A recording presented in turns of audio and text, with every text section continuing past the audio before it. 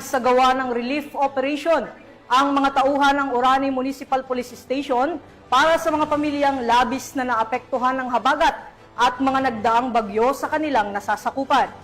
Yan ang balitang hatid ni Patrolwoman Janice Bulahaw.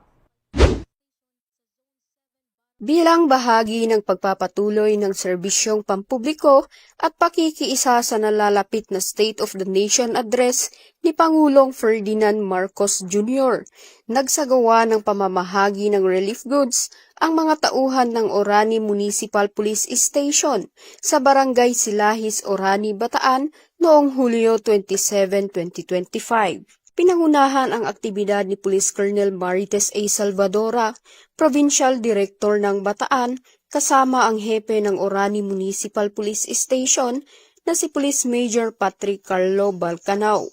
Katuwang ang mga opisyal at voluntaryo ng barangay at ang local government unit ng Orani sa pamumuno ni Mayor Honorable Antonio F. Arizapa Jr. Nabigyan ng tulong ang kabuuang 103 individual na naapektuhan ng southwest monsoon at ng mga bagyong Krising, Dante at Emong.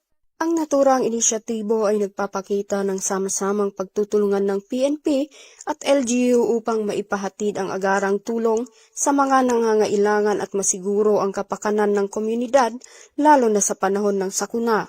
Patuloy ang pangakong serbisyo ng Orani MPS at ng LGU sa pagbibigay ng suporta sa mga mamamayan tungo sa ligtas, maayos at matatag na pamayanan.